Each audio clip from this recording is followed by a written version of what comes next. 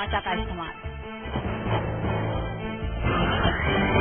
प्रचार के दौरान एक दूसरे से टकराए अमृतसर के विरोधी उम्मीदवार अमरिंदर और अरुण जेटली ने मिलाया हाथ। कैप्टन का बयान, हमारी सियासत अलग लेकिन हम कोई दुश्मन नहीं। और लाइव इंडिया का बड़ा खुलासा, मिसाल तकनीकी विदेशी हाथों में सौंपने की तैयारी, बालकों के विनिवेश के साथ बड़ा खतरा, बीजेपी ने की चिदम्बरम की भूमिका की जांच। और खिताबी भिड़ंत के लिए धोनी की धुरंधर तैयार। T20 वर्ल्ड कप के फाइनल मुकाबले में श्रीलंका पर जीत के इरादे से उतरेगी टीम इंडिया। फैंस को उम्मीद, दोहराया जाएगा इतिहास।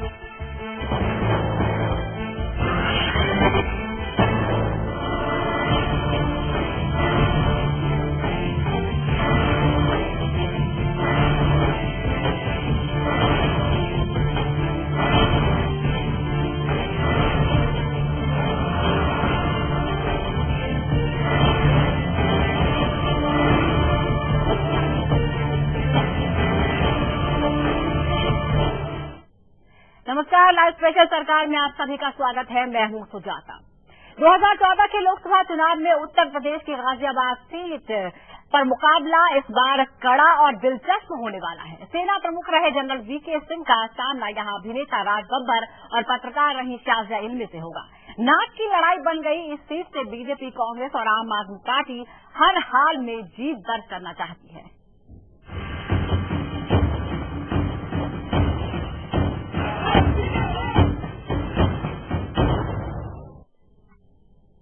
सबसे पहले बात करते हैं गाजियाबाद की जंग की, जहां मुकाबला त्रिकोणीय हो गया है। कई बार लोकसभा का चुनाव जीत चुके राज बब्बर इस बार कड़े सियासी मुकाबले में घिर गए हैं। उनका मुकाबला इस बार पूर्व जनरल और पूर्व पत्रकार के साथ है।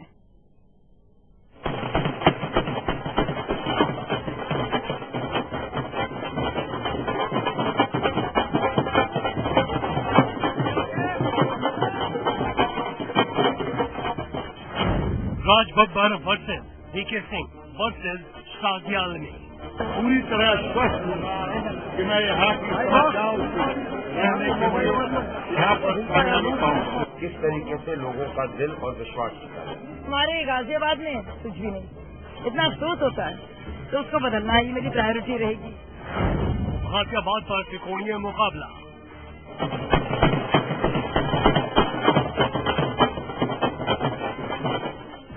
किसे मिलेगी जीत, कौन खाएगा मार?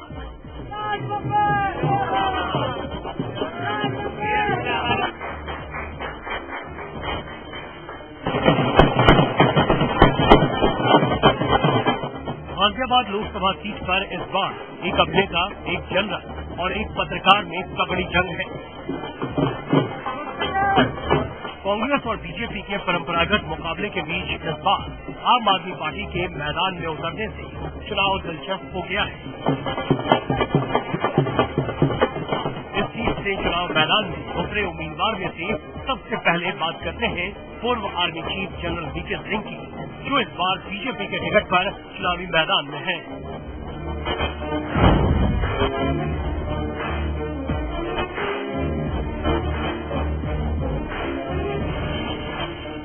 19 साल की उम्र में राजपूत रेजिमेंट में शामिल होकर फौज में एंट्री पाने वाले जनरल सिंह का नाम 1971 में बांग्लादेश के युद्ध में उनकी दमदार पारी के लिए जाना जाता है। लेकिन युद्ध के मैदान में दुश्मन के छक्के छुड़ाने वाले जनरल आज चुनावी मैदान में कांग्रेस और आम आदमी पार्टी के उम्मीदवार को कड़ी टक्कर दे रहे हैं।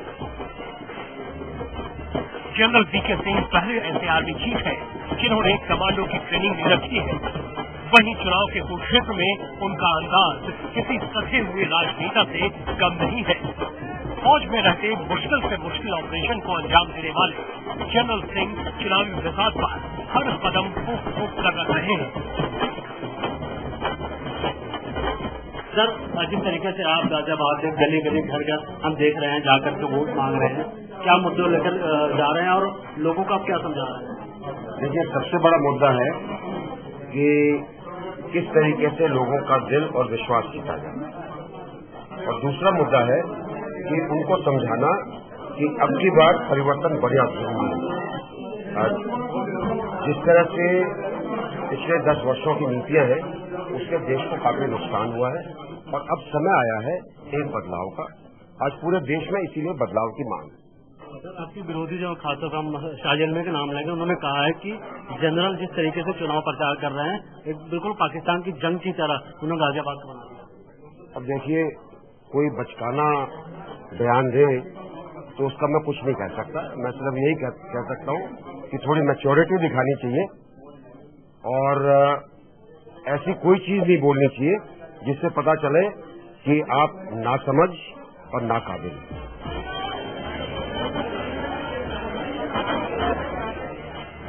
राज बब्बर कांग्रेस उम्मीदवार।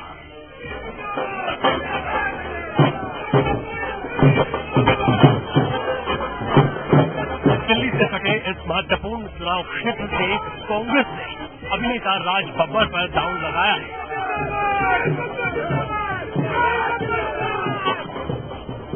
राज बब्बर आगरा और फिरोजाबाद से चुनाव जीत चुके हैं। फिरोजाबाद में तो उन्होंने समाजवादी पार्टी के अध्यक्ष मुलायम सिंह की बहू और यूपी के मुख्यमंत्री अखिलेश यादव की पत्नी को शिकस्त दी थी। हमेशा बड़ी सियासी नाम के सामने लड़ने वाले राज बब्बर एक बार फिर कड़े चुनावी दंगल में हैं।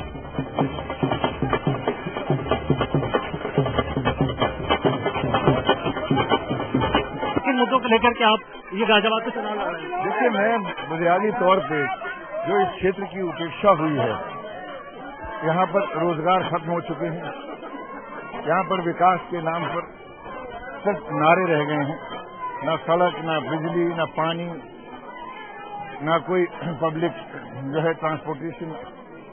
इन तमाम चीजों को लेकर यहाँ के लोग त्राही कर रहे हैं। नरेंद्र मोदी की हवा गाजियाबाद देखते आपको लगता है कि कोई इफेक्ट है?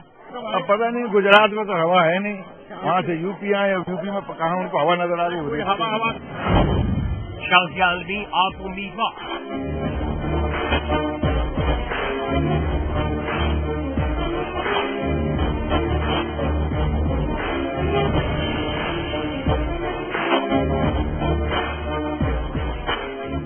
जनरल सिंह और अभिनेता के सामने तेज तर्रार पत्रकार शाहजी अलवी भी आम आदमी पार्टी के टिकट पर चुनावी महासमर में है। पिछले साल हुए दिल्ली विधानसभा चुनाव आर के पुरन की सीट से हारने वाली शाहजिया अलवी इस बार गाजियाबाद से पूरे दमखम के साथ लोकसभा चुनाव लड़ रही हैं। शाहजिया को भरोसा है कि इस चुनाव में उनकी जीत तय है। विकास की बहुत कमी है, बहुत अभाव है। क्या आप बिजली देखिए, पानी देखिए, सड़कों की हालत देखिए, खरंजों की हालत देखिए, तो ओवरऑल विकास एक बहुत बड़ा मुद्दा है। और इससे की हम बात करेंगे, यहाँ पे हम सबसे बात कर रहे हैं स्वराज की, कि अगर लोगों से पूछकर कोई भी काम होता तो शायद ये हालत नहीं होती। ऐसी बदहाली है गाजियाबाद की, इतना अफसोस होता है। आप कोड़ा जाके देखिए, आप लोनी जाके देखिए, आप देखिए इन सब जगहों को, बदले ही नहीं है। मतलब 18वीं सदी दिखाई देती है यहाँ पे कहीं कहीं। आइए अब आपको गाजियाबाद का जातीय समीकरण भी बताते हैं। गाजियाबाद का जातीय समीकरण। गाजियाबाद लोकसभा सीट पर ठाकुर मतदाता 6.5%, त्यागी 7.6%, वैश्य 6.5%, जाट 4.3%, ब्राह्मण 6.5% और 15% मुस्लिम मतदाता हैं। 42.7% अन्य वोटर्स हैं। बीजेपी को ठाकुर, त्यागी और वैश्य पर पूरा भरोसा है, जो कुल मिलाकर करीब 18% होता है। जाट और ब्राह्मण मतदाता समाजवादी पार्टी और कांग्रेस में बटेंगे, यानी कुल मिलाकर इस बार गाजियाबाद की जंग तगड़ी है।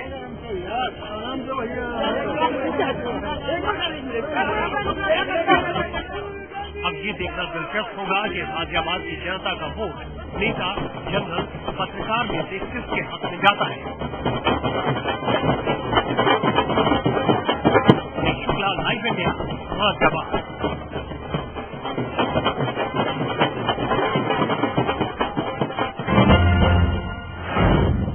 दिल्ली पर कब्जा करने के बाद आम आदमी पार्टी की नजर अब दिल्ली से सटे हुए गाजियाबाद पर है। शाहजिया अलवी यहाँ से उम्मीदवार है, लेकिन यहाँ बीजेपी का कब्जा रहा है। हालांकि बीजेपी के प्रत्याशी यहाँ से बदल गए हैं, इस बार जीके मैदान में है, लेकिन साथ ही राज बब्बर कांग्रेस की तरफ से यहाँ जाहिर तौर पर कोई उम्मीद लेकर ही आए होंगे। तो पिछले लोकसभा चुनाव में गाजियाबाद लोकसभा सीट की अगर हम बात करें तो किस पार्टी को यहाँ कितने प्रतिशत वोट मिले थे, चलिए हम आपको बताते हैं। राजनाथ सिंह यहाँ से लोकसभा का चुनाव जीते थे और उन्हें 43.3% वोट मिले थे। एक बड़ा वर्ग था जो उनके समर्थन में आया था। इसके बाद दूसरे नंबर पर रहे थे कांग्रेस के सुरेंद्र प्रकाश गोयल, 32.4% वोट उन्हें मिले थे। लेकिन फासला देखिए, 11% का फासला यहाँ वोटिंग में था। राजनाथ सिंह 43.3, कांग्रेस के प्रत्याशी 32.4 और बीएसपी के प्रत्याशी तीसरे स्थान पर रहे थे 21.7% वोटों के साथ। तो एक बड़ा मार्जिन था विनर और रनर अप में। लेकिन देखना होगा कि क्या बीजेपी के प्रत्याशी को बदलने के बाद, क्योंकि राजनाथ सिंह लखनऊ चले गए हैं और वीके सिंह यहां से प्रत्याशी हैं, क्या वो इस मार्जिन को बरकरार रख पाएंगे? गाजियाबाद में 2009 का लोकसभा चुनाव बीजेपी ने जीता था, तो मार्जिन यहां ज्यादा था, लेकिन प्रत्याशी बदल दिया गया है। और गाजियाबाद की अपनी समस्याएं हैं, लेकिन साथ ही गाजियाबाद लोकसभा सीट के इतिहास को हम आपको बताते हैं। आइए आपको बताते हैं गाजियाबाद की सियासी तस्वीर कैसी है। विधानसभा सीटों की बात करें तो 5 विधानसभा सीटें हैं इस संसदीय क्षेत्र में और इसमें से 4 पर बीएसपी का कब्जा है, जबकि 1 पर समाजवादी पार्टी का कब्जा है। 5 में से 4 पर बीएसपी का कब्जा है और ये भी कहा जा रहा है कि क्योंकि यहाँ बीएसपी की पकड़ मजबूत होती जा रही है, इसलिए जो बाकी पार्टियां हैं उन्हें स्थिति थोड़ी कमजोर नजर आ रही है। तो अभी तक आपने दिल्ली से सटे गाजियाबाद की जंग देखी है। वक्त यहाँ एक ब्रेक का हो गया है। ब्रेक के बाद जब हम आएंगे तो बात होगी दिल्ली से ही सटे एक और शहर फरीदाबाद के मुकाबले की। आप बने रहिए हमारे साथ।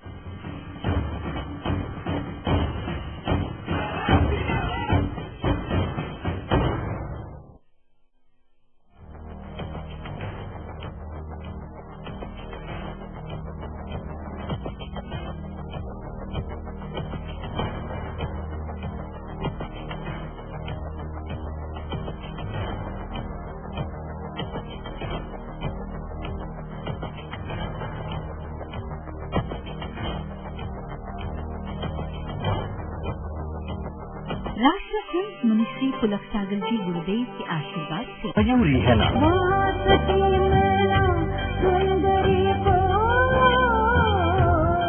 हमारा शक्त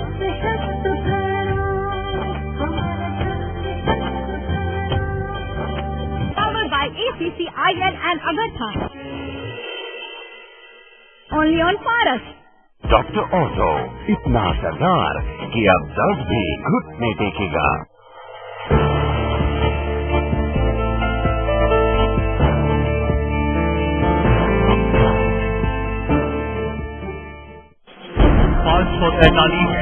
भ्रष्टाचार की बात करते हैं, 28 राज्य,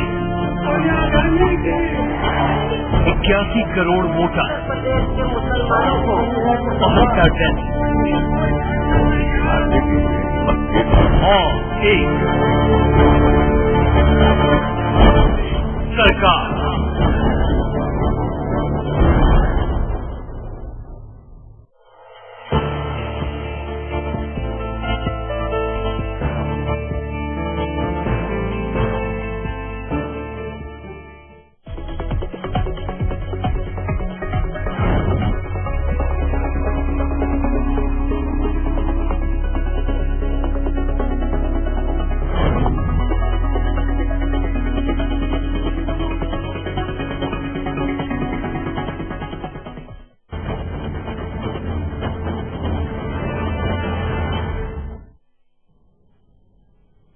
स्वागत है आपका। ब्रेक के बाद बात करते हैं फरीदाबाद की। दिल्ली से सटे हरियाणा के फरीदाबाद में लड़ाई इस बार रोचक है। कांग्रेस, बीजेपी और इंडियन नेशनल लोकदल के बीच फरीदाबाद में मुकाबला त्रिकोणीय हो गया है।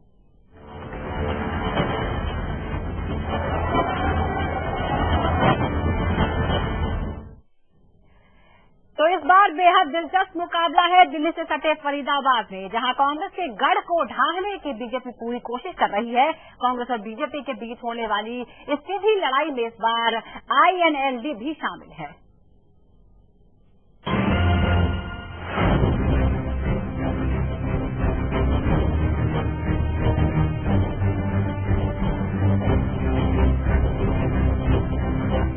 दिल्ली NCR में आने वाला फरीदाबाद अपने आप में एक महत्वपूर्ण कॉन्स्टिट्यूंसी है। उत्तर भारत के सबसे बड़े शहरों में जाने वाला फरीदाबाद एक औद्योगिक क्षेत्र भी है। यही वजह है कि हरियाणा का 50% राजस्व गुड़गांव और फरीदाबाद को मिलाकर आता है। लेकिन अगर तुलना फरीदाबाद और गुड़गांव की जाए तो मूलभूत सुविधाओं में फरीदाबाद गुड़गांव से काफी पीछे नजर आता है।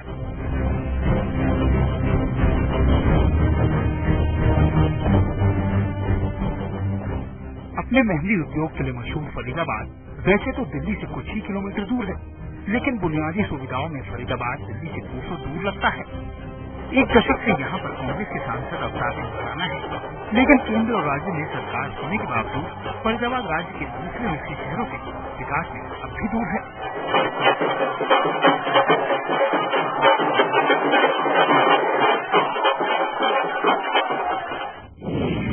अवतार सिंह भड़ाना बनाम कृष्णपाल बनाम आर.के. आनंद, फरीदाबाद में त्रिकोणीय मुकाबला।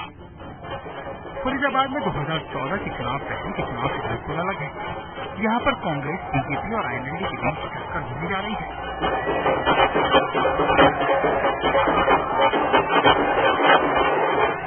तीनों ही पार्टियां इस प्रतिष्ठा की सीट को जीतने के लिए एड़ी चोटी का जोर लगा रही है। फरीदाबाद का मुकाबला अवतार सिंह भड़ाना, उम्मीदवार कांग्रेस। कांग्रेस के गढ़ फरीदाबाद में इस बार पार्टी के उम्मीदवार अवतार सिंह भड़ाना कड़े मुकाबले में जुटे हैं। केंद्र और राज्य में सरकार होने की वजह से एंटी इनकम्बेंसी फैक्टर को इस बार सीट पर है ही। इस बार कांग्रेस की टिकट को बीजेपी और एनएलडी की वजह से कड़ी टक्कर मिल रही है। 2004-2009 में अवतार सिंह भड़ाना यहाँ से चुनाव जीत चुके हैं। कृष्णपाल सिंह, बीजेपी उम्मीदवार। बीजेपी ने इस बार कृष्णपाल सिंह को चुनावी मैदान में उतारा है। कृष्णपाल फरीदाबाद के टिकाऊ सीट से बीजेपी के एकमात्र विधायक हैं। बीजेपी इस सीट को लेकर बेहद संजीदा है। यही वजह है कि इस बार बीजेपी ने जाति और वोटों के समीकरण को ध्यान में रखते हुए इस बार गुर्जर चेहरे को उतारा है। फरीदाबाद सीट पर जाट समुदाय के बाद गुर्जर समुदाय का बोलबाला है। कृष्णपाल को भी यकीन है कि इस चुनाव में उनकी जीत होगी। आर.के. आनंद, आईएनएलडी उम्मीदवार। कांग्रेस और बीजेपी के जातीय समीकरण फैसलों के खिलाफ आईएनएलडी ने एक नए चेहरे आर.के. आनंद को उतारा है।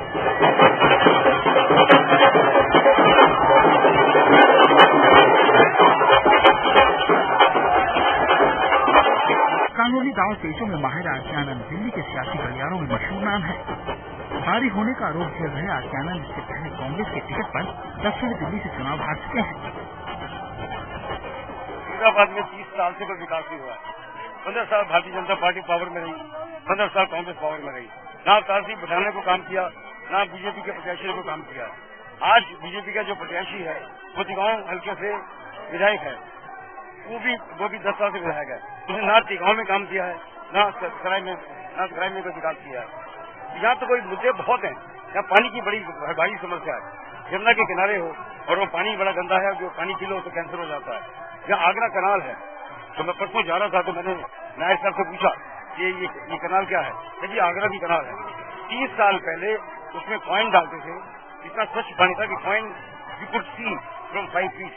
आज पानी इतना गंदा है, काले रंग का पानी है, अगर कोई पशु पी ले तो उसको कैंसर हो जाए। 30 साल में उन्होंने इस इलाके को बर्बाद कर दिया उन्होंने। आनंद साहब, एक बहुत इंपॉर्टेंट बात है कि कहा जाता है कि हरियाणा का जो 50% रेवेन्यू है या गुड़गांव और फरीदाबाद से आता है, लेकिन कंपैरेटिवली अगर बात की जाए गुड़गांव की फरीदाबाद से, तो फरीदाबाद में वो डेवलपमेंट नजर नहीं आता। देखिए, in comparison to Gurgaon Faridabad is nowhere, but fact remains Gurgaon is in a mess.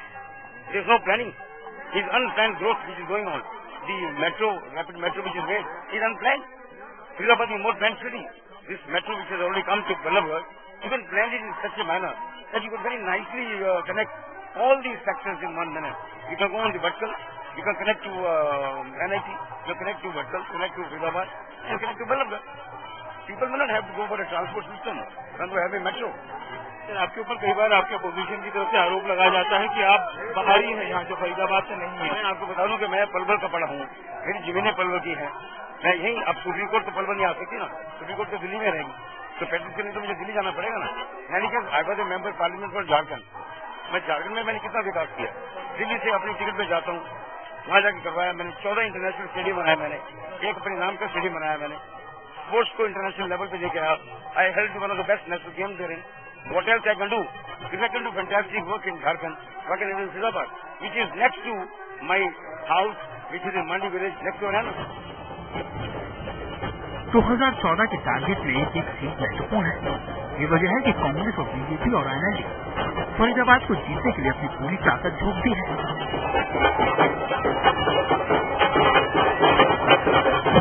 Faridabad में इस बार दोनों बड़ी पार्टियों ने जाति और उम्मीदवार के समीकरण को ध्यान में रखते हुए 2 गुर्जर उम्मीदवारों को टिकट दिया है।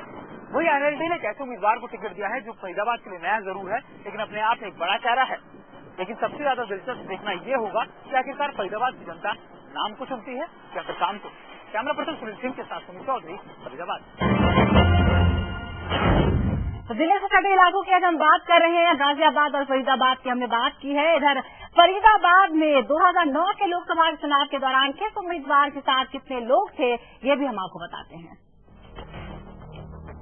फरीदाबाद की बात करें तो 10 साल से इस सीट पर कांग्रेस का कब्जा है। 2009 में अवतार सिंह भड़ाना कांग्रेस उम्मीदवार को 41% लोगों का समर्थन मिला था, जबकि बीजेपी के रामचंद्र 30% के साथ दूसरे नंबर पर, बीएसपी 18% के साथ तीसरे नंबर पर रही थी और अन्य के खाते में भी वोट गए थे। 41% अवतार सिंह भड़ाना और उसके बाद 11% नीचे था बीजेपी का उम्मीदवार।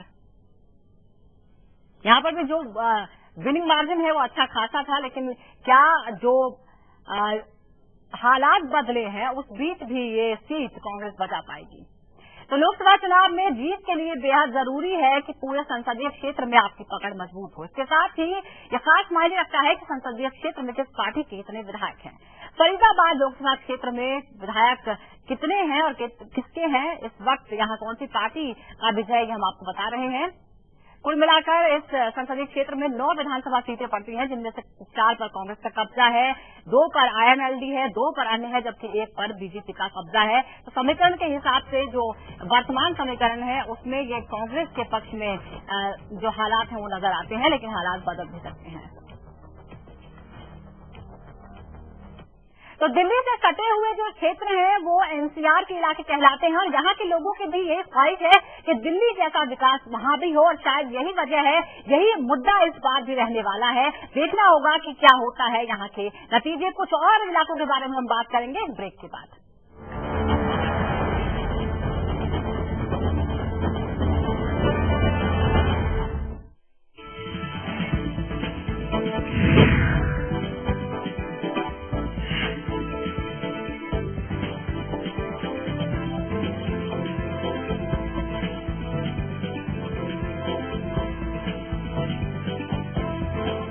शादी हुई, ससुराल में मायके का एहसास ढूंढ रही थी। वैसे यहां भी प्यार जताने वाला परिवार था, पर मेरा भविष्य सुरक्षित है इस बात से आत्मसम्मान और विश्वास मिला था।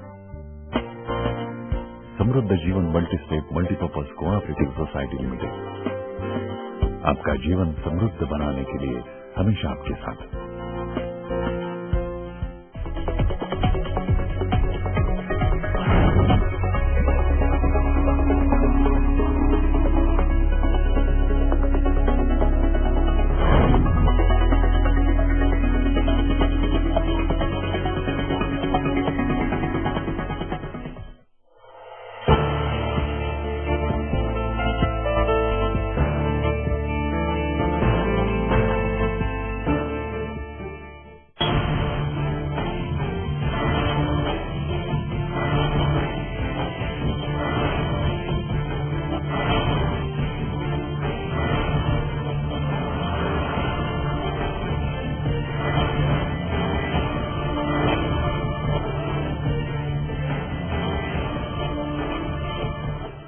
और हम बात करते हैं अब लाइव इंडिया की शपथ की। लाइव इंडिया के साथ पूरा देश शपथ ले रहा है। कल से लोकसभा चुनाव शुरू हो रहे हैं और पूरा देश ये शपथ ले रहा है कि वो इस बार वोट जरूर करेगा।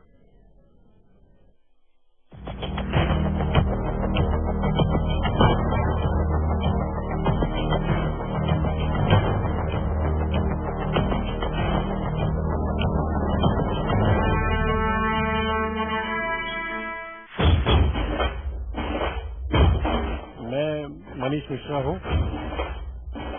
मैं सारे मतदाताओं से ये अपील करूंगा कि एक अच्छे कैंडिडेट को वोट करें जो ईमानदार हो, जिसकी छवि बहुत साफ हो और जो देश को आगे लेके जाए, हमें उन मुल्कों की श्रेणी में लेके जाए जो उन्नत देश है।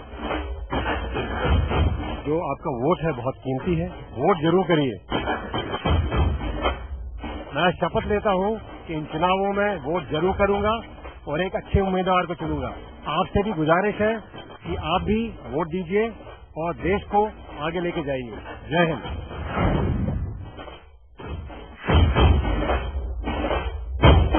मैं हूं उपासना बजाज। बहुत से रीजन हैं जिसके लिए आपको वोट करना बहुत बहुत अहम है। अपने आसपास देखिए, 10 क्या 100 रीजंस मिलेंगे आपको वोट करने देने जाने के लिए। भ्रष्टाचार सबसे बड़ा मुद्दा, सबसे अहम। गरीबी, महंगाई, जिसके लिए हम सब आम आदमी बहुत परेशान हैं। जाइए, उठिए, अपना कीमती वोट, अपना कीमती समय इस सरकार को चुनने में दीजिए। मैं शपथ लेती हूँ कि इस बार के इलेक्शंस में मैं वोट करने जरूर जाऊंगी और मेरी आप सबसे तहे दिल से यही अपील है कि प्लीज अपना कीमती वोट देने जरूर जाएं।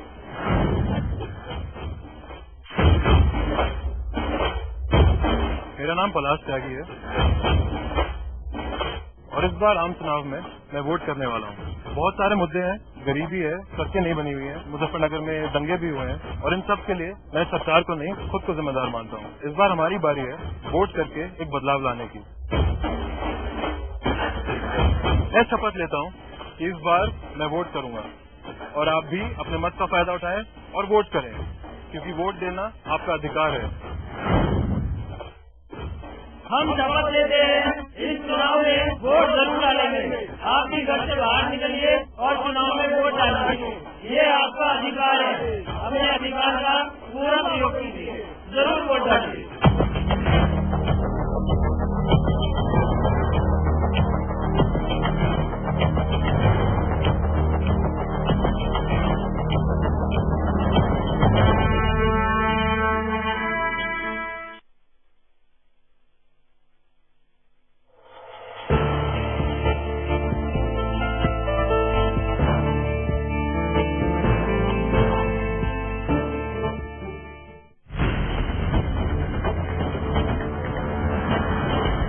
देश और दुनिया की हर बड़ी खबर,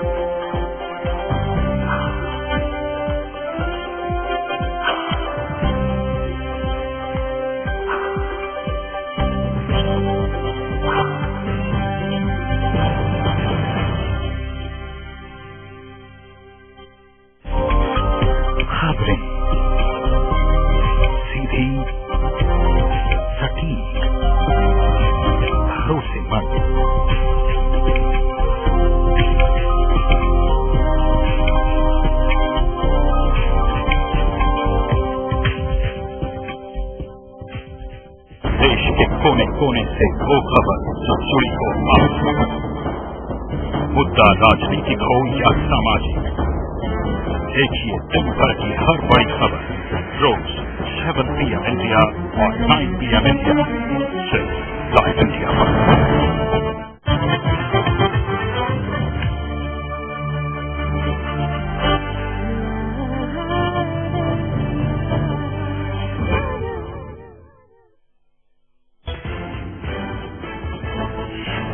तेलंगाना में बीजेपी कार्यकर्ताओं का विरोध दरकिनार। एनडीए में शामिल हुई टीडीपी सीमांध्र और तेलंगाना के लोकसभा और विधानसभा चुनावों में दोनों मिलकर लड़ेंगे चुनाव।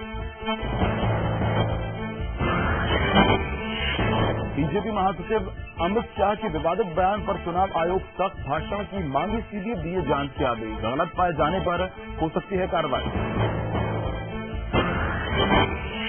पश्चिमी उत्तर प्रदेश में बीजेपी ने झूठी ताकत। बिजनौर में मोदी ने लोगों से विकास के लिए मांगे 60 महीने। महंगाई और भ्रष्टाचार के लिए ठहराया कांग्रेस को जिम्मेदार। 34 साल की हुई बीजेपी पार्टी मना रही है विजय संकल्प दिवस। 3D के जरिए बूथ कार्यकर्ताओं से मुखातिब होंगे मोदी।